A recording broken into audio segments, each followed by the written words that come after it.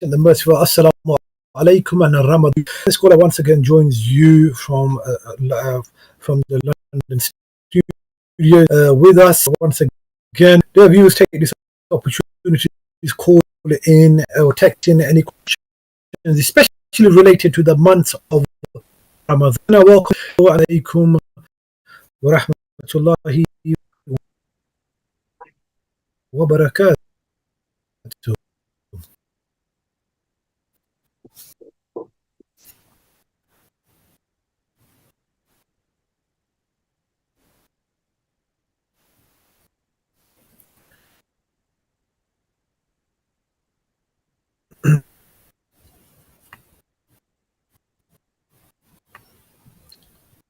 Thank you.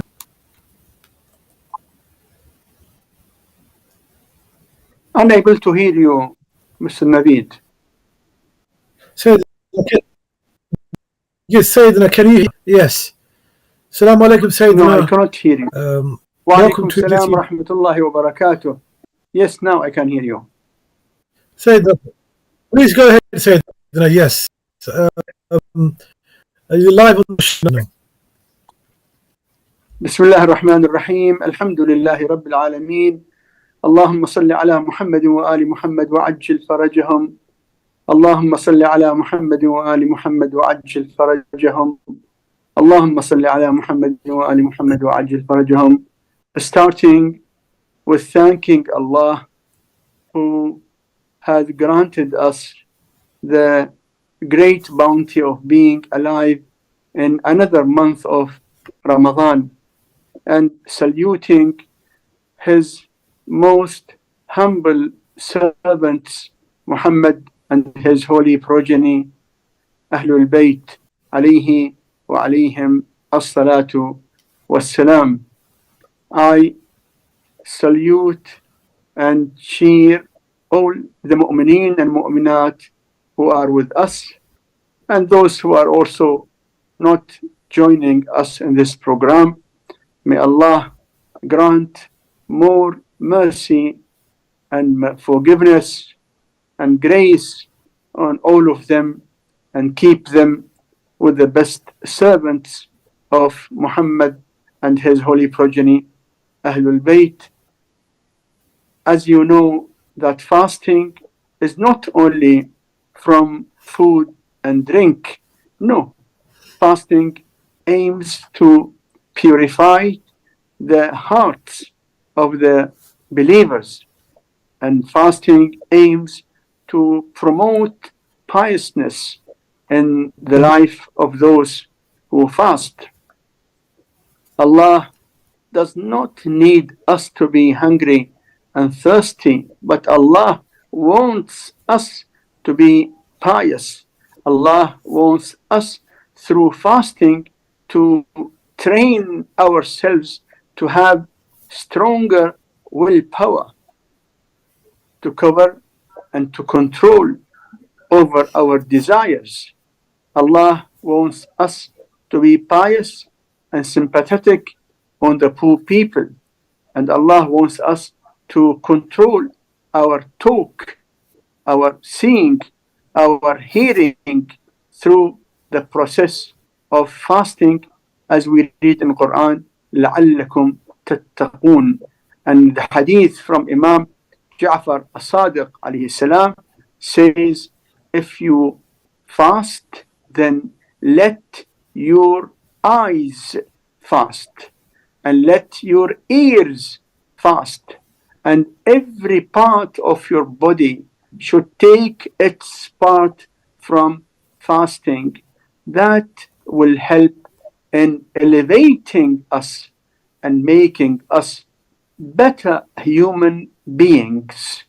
In fact, the aim of fasting is this: to purify us and make us better human beings in our spirituality and in our morals and in our dealing and in our taking and giving to others, starting from our own family members. Fasting person should be more polite with his family members, and more polite with his parents, and more polite with his relatives, and more polite with every human being, because this is the message, or this is from the message of fasting.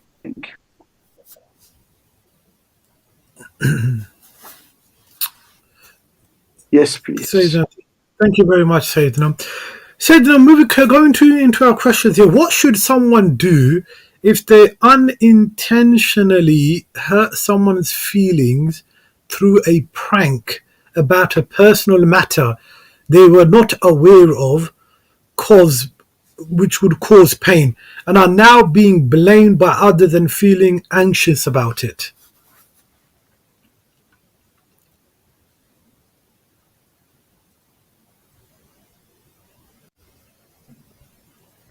Mr. Naveed. Yes, Sayyidina.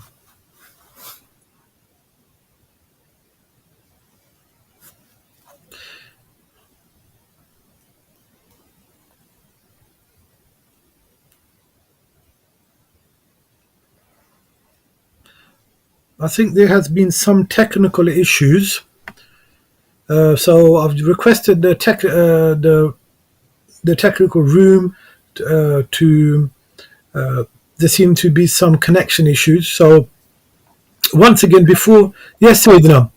Sayyidina, you're connected back? I think there seems to be some technical issues going on. Did you manage to hear the question, Sayyidina? I'm unable to hear you, Mr. Naveed. Sayyidina, I think there seem to be some internet connection problems going on. The line is not too clear. Mm-hmm. Shall I repeat the question, Sayyidina? I'll repeat the question. Okay, let me try to connect again. Sure. I do apologize to our viewers. There seems to be some technical issues going on at the moment due to some connection issues.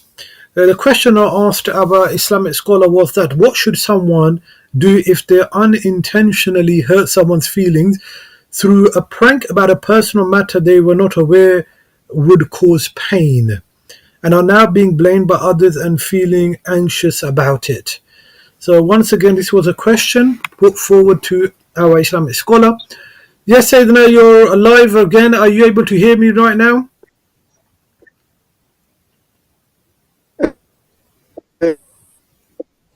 No, I can hear you. Someone else unintentionally. Yes, so what should someone do if they unintentionally hurt someone's feelings? Just 1 minute, please.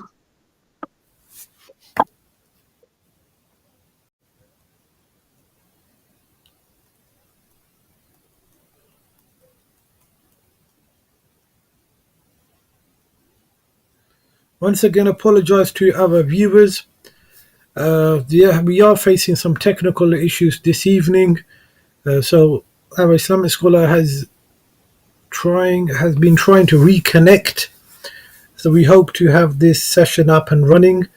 So once again, I do apologize. I like to remind our viewers that when you call in regarding any questions, so if our Islamic scholar is answering the question, he will first complete answering his question, and that is the best time to call in with your question. So as soon as our Islamic scholar has done finishing answering your question, then you should try calling in so that you can be put through. But if you call during the question,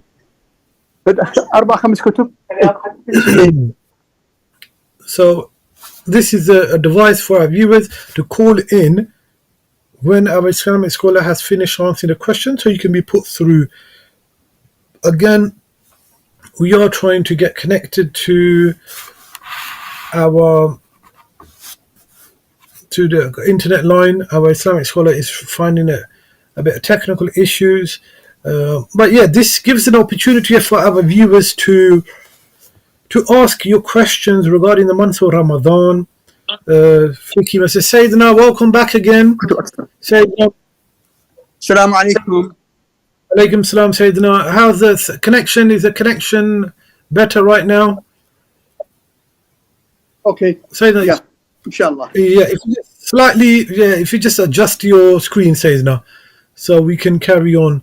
I think, if you just move down, that's perfect, Sayyidina. Just move down a little bit. I think you may need to move down slightly more, Sayyidina. Yeah.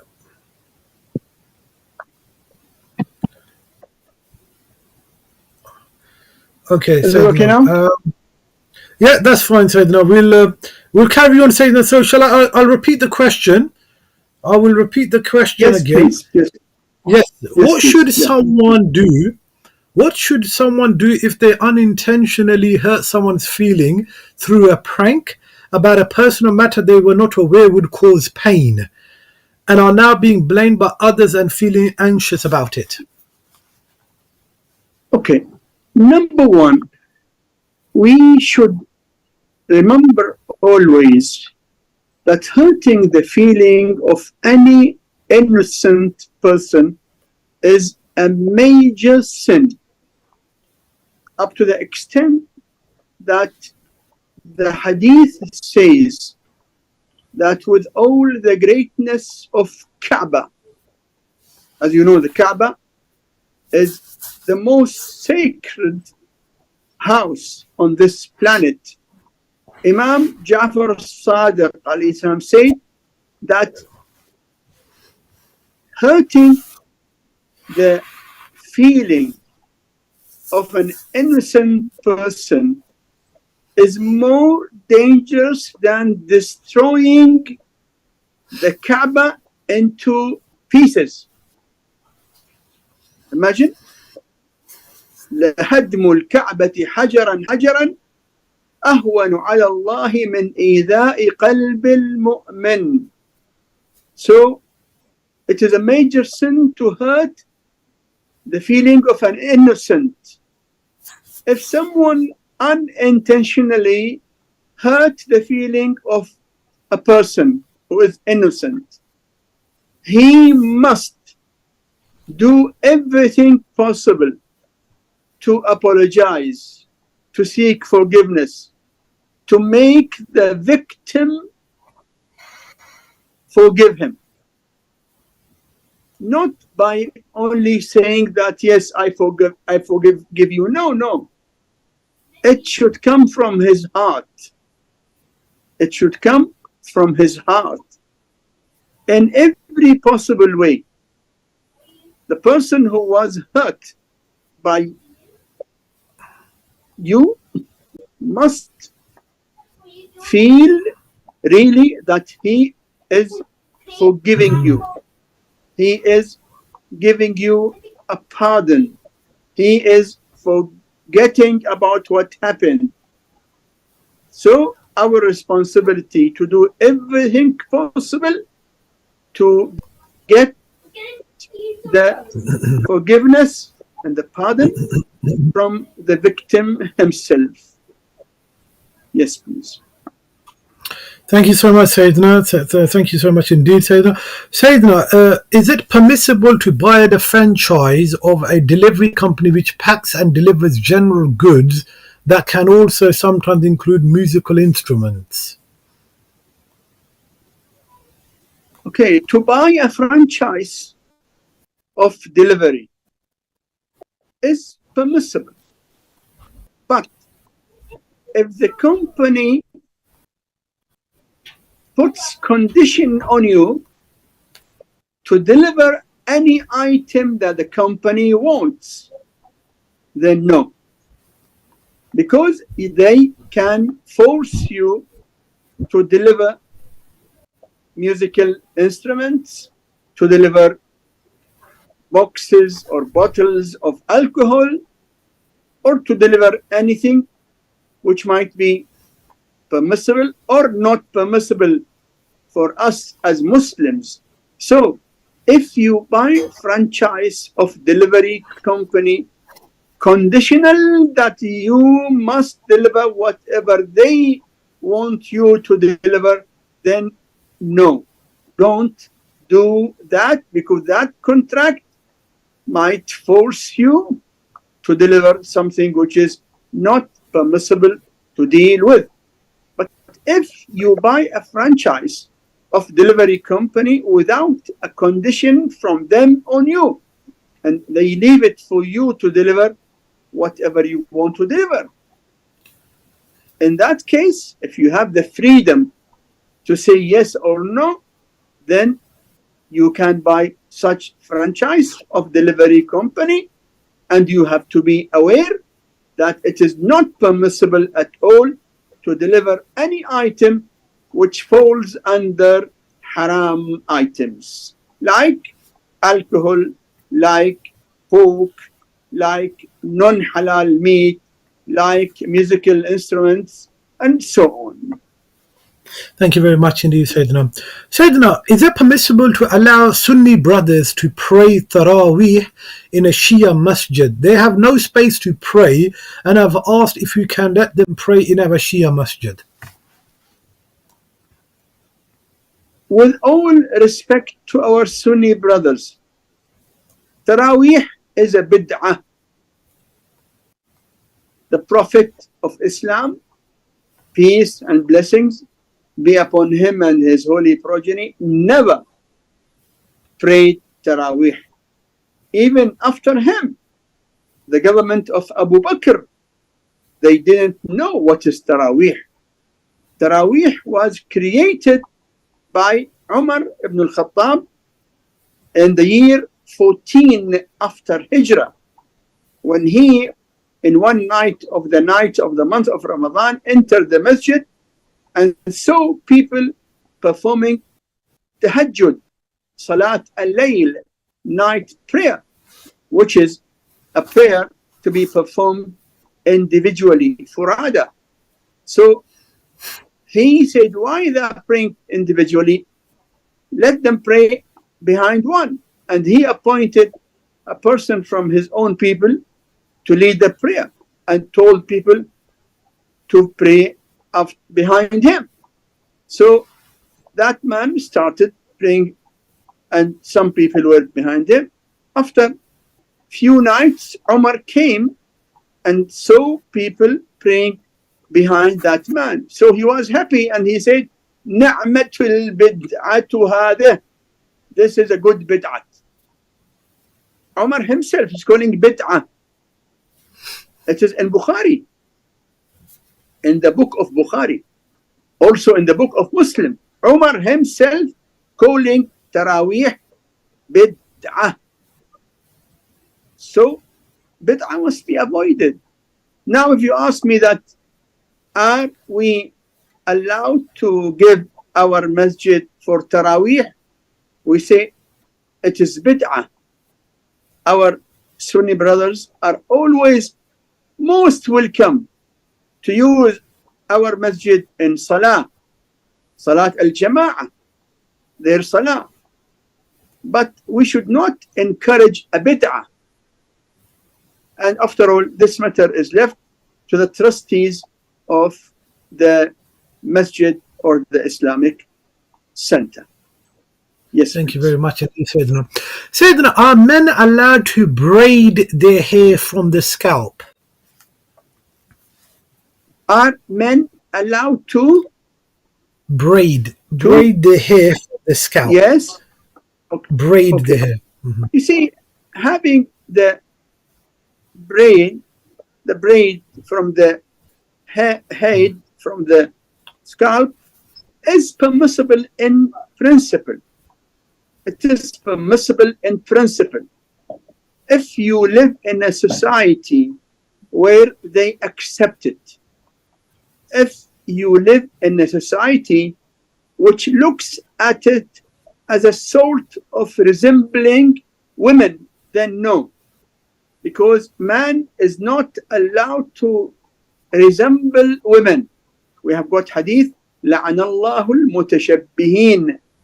And women also are not allowed to resemble men. So it depends on your society.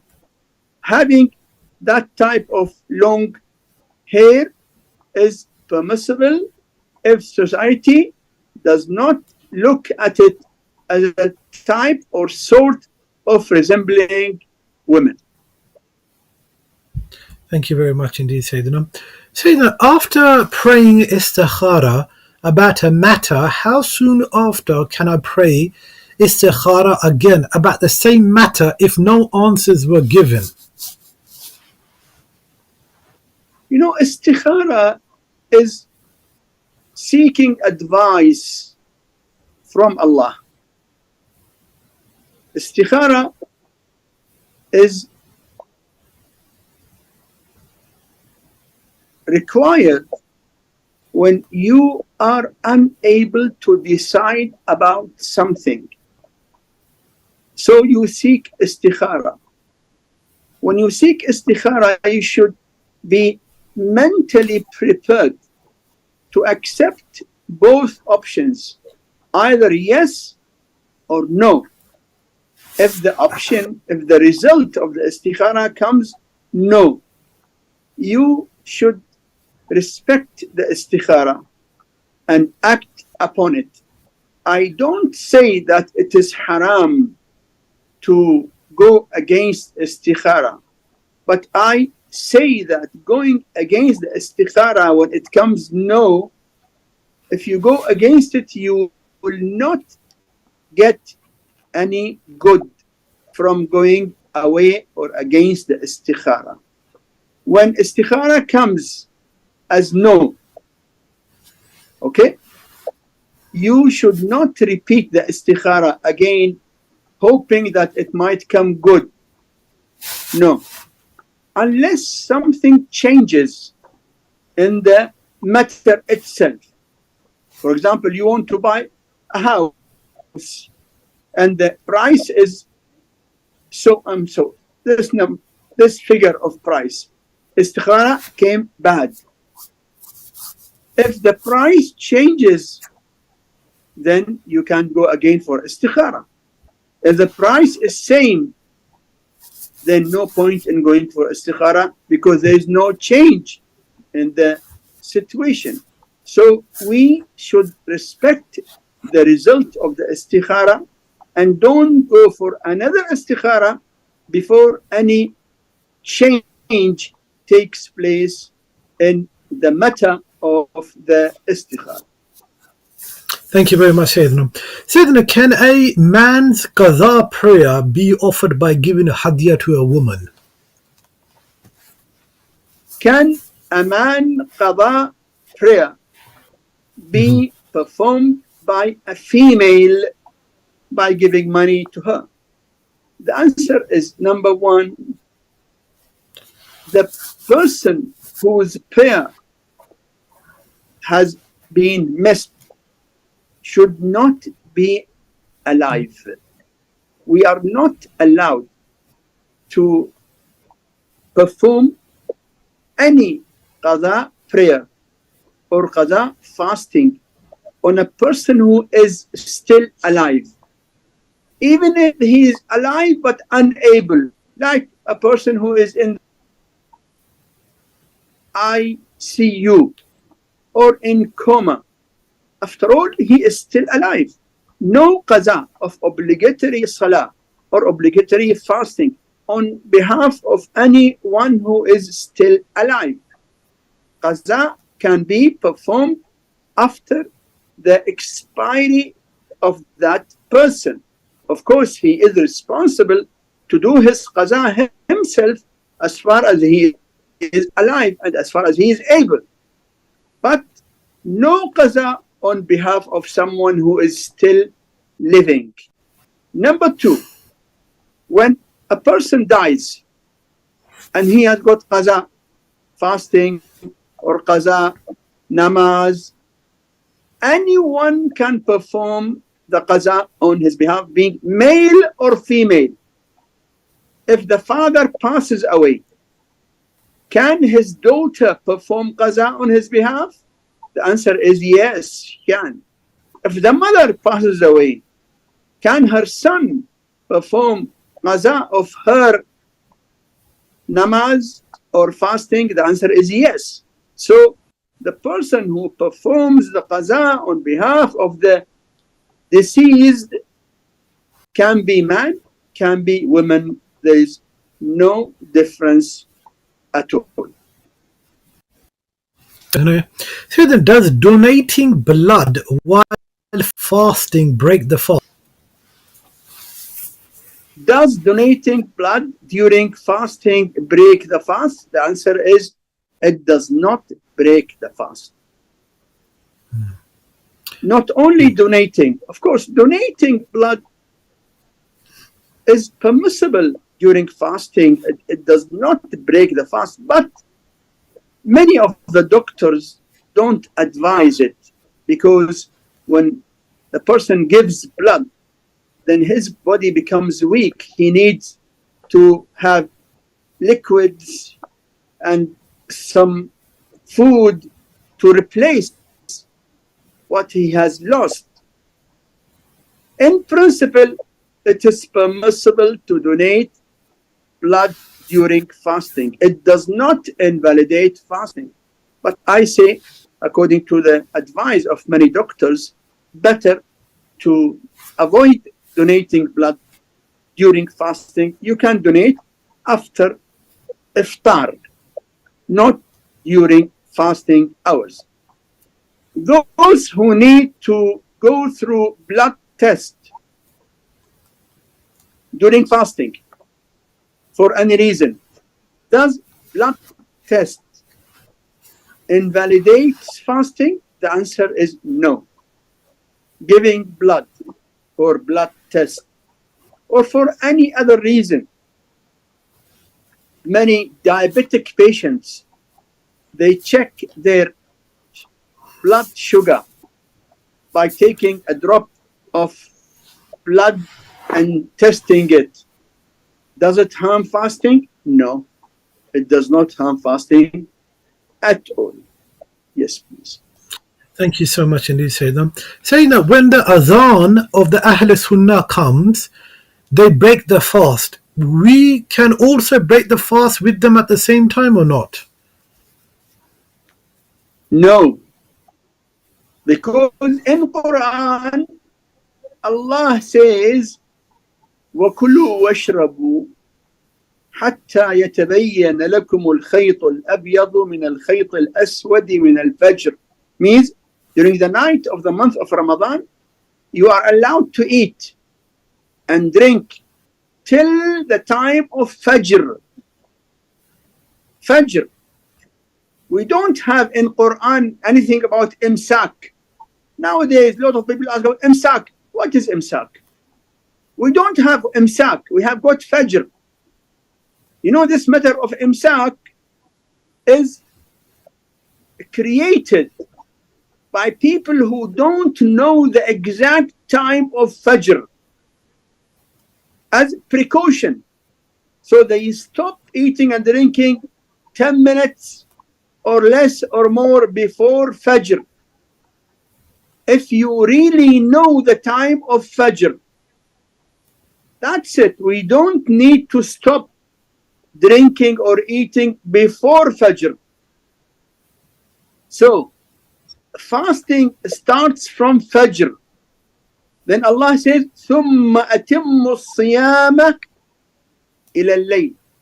When you stop eating and drinking with the Fajr, then you must complete fasting till the beginning of night. ثُمَّ أَتِمُّ الصِّيَامَ إِلَى اللَّيْلِ. Layl means night.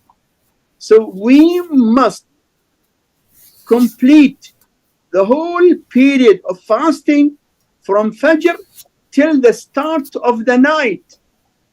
Many Muslims break their fast before starting the night. Before the night starts, as soon as they see the sun dropped, they start eating or drinking. That is not right, because that is not the beginning of the night. Beginning of the night is when not only the sun goes down, that we cannot see it, but also the reddishness, the reflection of the sun, because sun sets on the west, in front of the sun. The reflection of the light of the sun on the east, that should vanish. The reflection of the light of the sun, that vanishes after 10 or 12 minutes from sunset. We should not break our fast before the vanishing of the reddishness of the sun itself. That reddishness is called al-humra al-mashriqiyya, means the reflection of the light which is on the side of the east. So the time of iftar among the followers of Ahlebait is according to Quran, when Allah said, ثُمَّ أَتِمُّ الصِّيَامَ إِلَى اللَّيْلِ, then you complete fasting till the beginning of the night.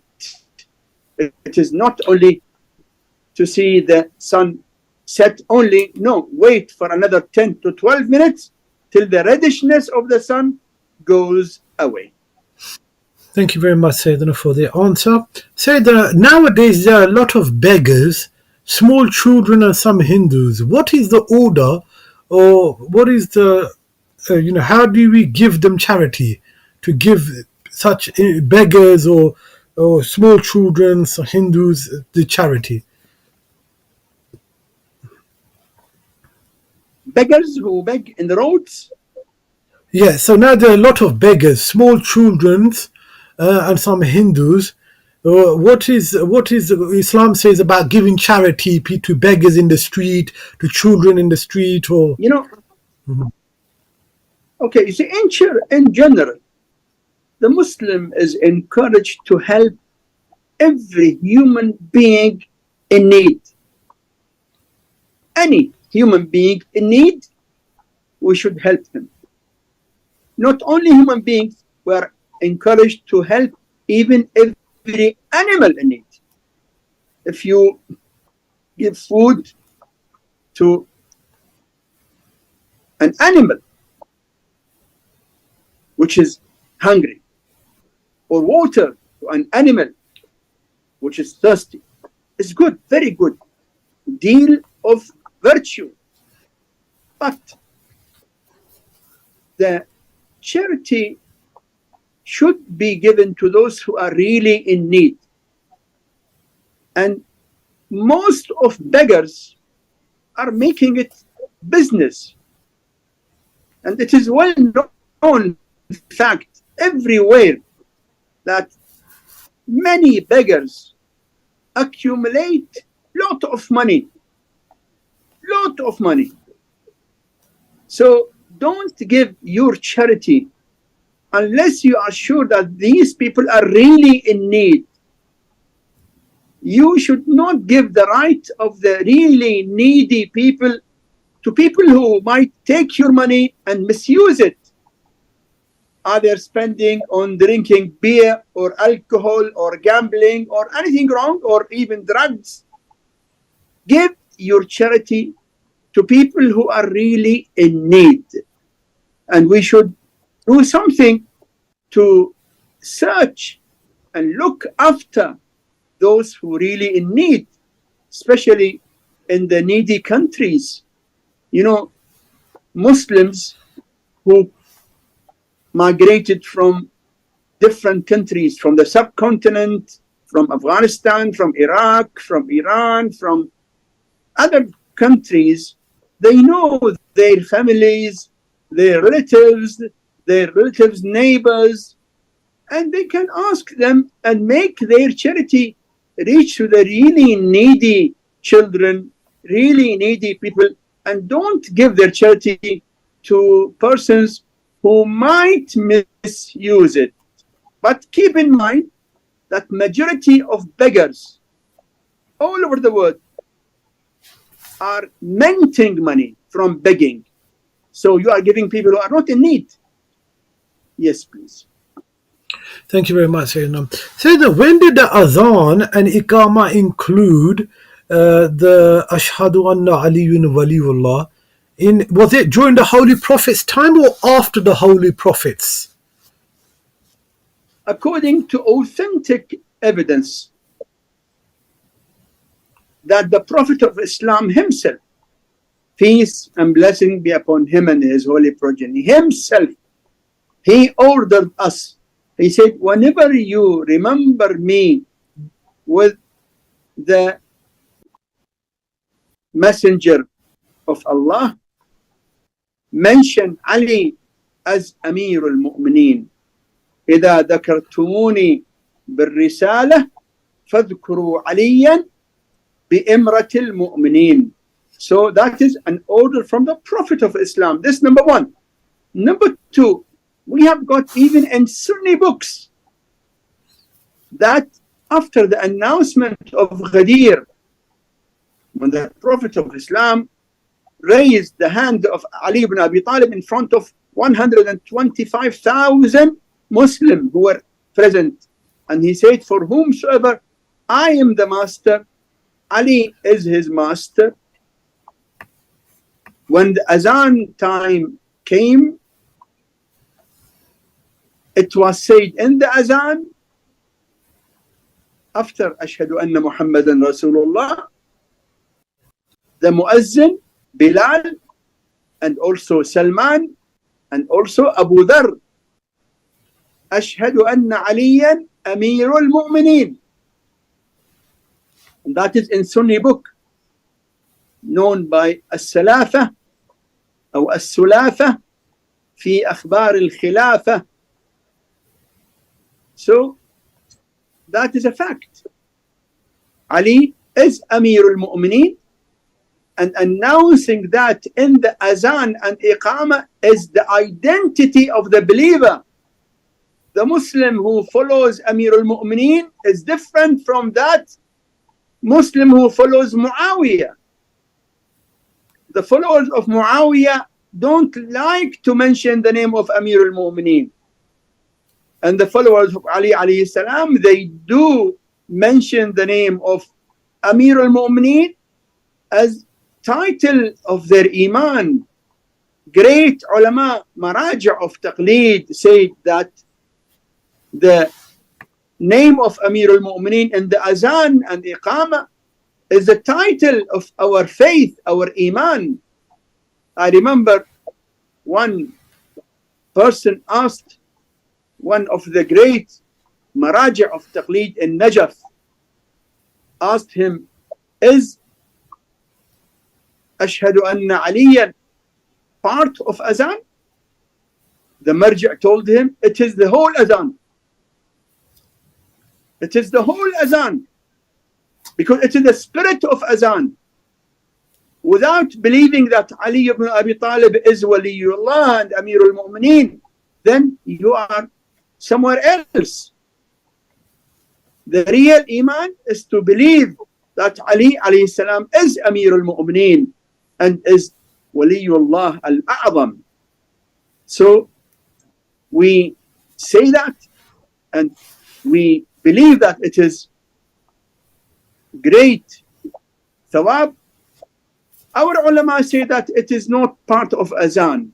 Okay, whether it is part of not part, we mention it as recommended, like when we say Ashhadu Anna Muhammadan Rasulullah, Allahumma salli ala Muhammad wa ali Muhammad.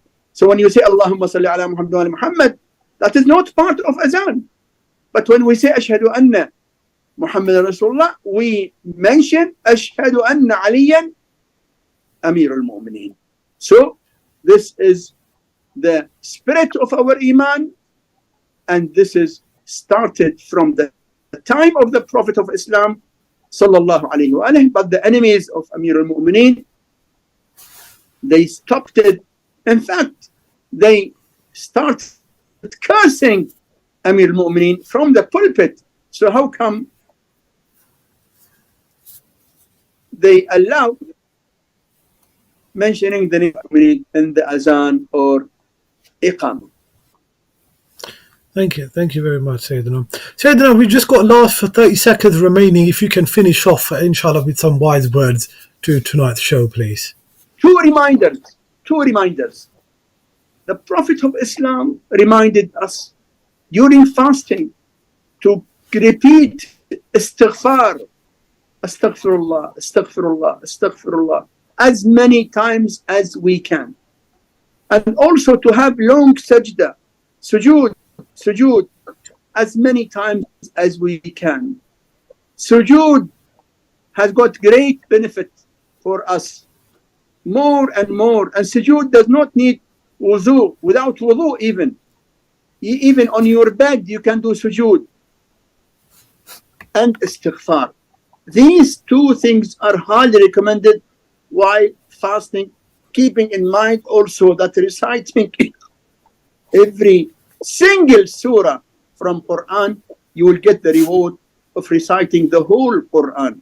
When you recite just Bismillah ar-Rahman ar-Rahim and keep on repeating Bismillah ar-Rahman ar-Rahim with every time, you'll get the thawab